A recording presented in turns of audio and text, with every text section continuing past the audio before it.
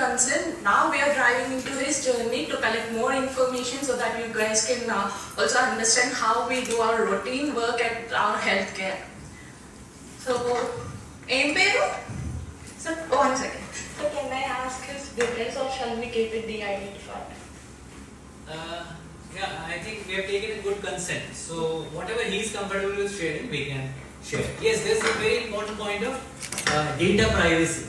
Even when Google Map is tracking you and your mobile is automatically sending your data, it is de-identified because Google doesn't know it's you. It just gets deleted from the system after some time. So here, of course, here we are having to trade off a little bit of privacy because at least he is in front of a big public audience, which are all of you, and he's sharing his private moments with you.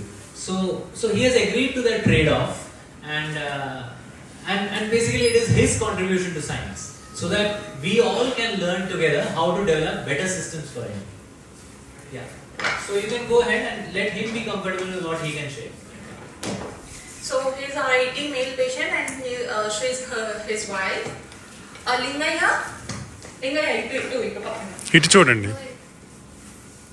Yeah, the Google Map is talking to him, and that's very, very strange. Suddenly the Google Map starts talking to you because you know that they just say you turn left, go this side to go 200 kilometers, and then you will take another left. So suddenly it is actually talking to you. So obviously it's surprising. Yeah. Is everyone comfortable with the Telugu? Yeah. Okay, that's good. You can interpret it also for some people who may not be. Okay. Lingaya, అసలు మీరు ఎక్కడ పుట్టారు? ఇక్కడ ఉన్న విచ్చేసిన పెద్దలకు అందరికీ నా నమస్కారం.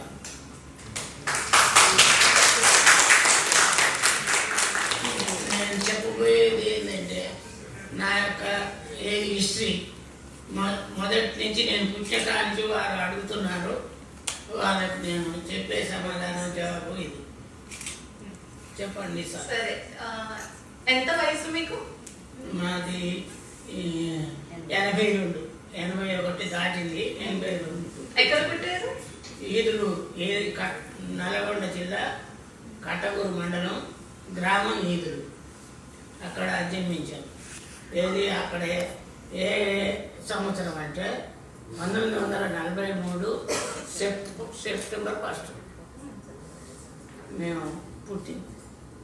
ఇక అక్కడి నుంచి ఈ చిన్నగా మేము ఏది నేత పారిశ్రామికులు అయితే మేము ఏం చేసేదంటే నాకు 13 సంవత్సరాలు అయినాక ఏది నేను 4th చదివిన, ఏది బడికి పోయి 4వ తరగతి చదివినాక పైకి చదువుదామంటే మా నాయనగారు పంపించలేకపోయిండు.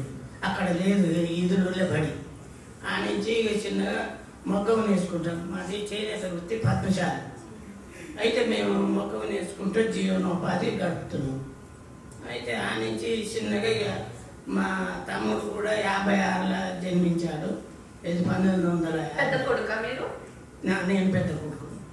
ఇంకా తర్వాత ఇంకా మా నాయనకు అక్కలు చేదుడు వాదడు. అక్కలు ఉన్నారా? అక్కలు నాకంటే పెద్దోళ్ళు 3. నేను 4వ గన్ని. నా తర్వాత చెల్లె ఉన్నది, చెల్లె తర్వాత తమ్ముడు. అయితే ఇక అక్కడి నుంచి జీవనం చేసుకుంటేందుకు చాలా ఇబ్బందికరంగా ఉండే మా నాయనగారు కూడా. ఇక ఎదిగినాక అమ్మ. Okay. So the first problem he faced with his childhood is the financial instability, the financial issues which made him stop his education at the standard of 4, and then he entered into his daily earning because his father is unable to support his education. Being an elder son, he is having 2 elder sisters, and then he is the third one. Again he had a younger sister and the last younger brother.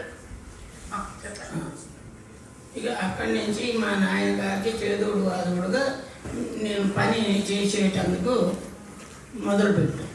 ఇక నుంచి మొగ్గం నేర్చేది. ఈ curry అప్పుడు నేత వృత్తి కదా. అయితే మొగ్గం నేర్చుడంటే బట్ట తయారు చేయటం. ఆ బట్ట తయారు చేసి అట్లా కొన్ని నాళ్ళు ఏది ఒక 5-6 సంవత్సరాలు అయినాక నాకు మ్యారేజ్ అయ్యింది. ఏది 62లో మ్యారేజ్ అయ్యింది. ఇక ఆ నుంచి అట్నే పని చేసుకుంటూ పోయినాం. ఇంతలో 62 ముందు మీకు ఎప్పుడైనా మానసికంగా ఇలా స్ట్రెస్ ఫీల్ అవ్వడము, దగ్గర వాళ్ళని కోల్పోవడము అలా ఏమైనా జరిగిందా? లేదు, అలా అదేం లేదు. అయితే ఈ 62 తర్వాత మ్యారేజ్ అయింది. మ్యారేజ్ అయినాక తర్వాత కొన్నాళ్ళు ఇక అట్లనే ఏది వృత్తి ధర్మతోటి పని చేసుకుంటూ బతికాం.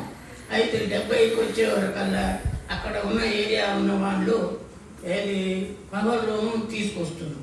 అయితే పవర్ రూమ్ అని చెప్పి బొంబాయికి పోయి సెకండ్ హ్యాండ్లో ఏది రూమ్స్ తీసుకొచ్చి మా ఇంట్లో స్థాపించడం. ఇక దాని మీద రన్నింగ్ చేయడానికి ఇక మేము ఉన్నాం.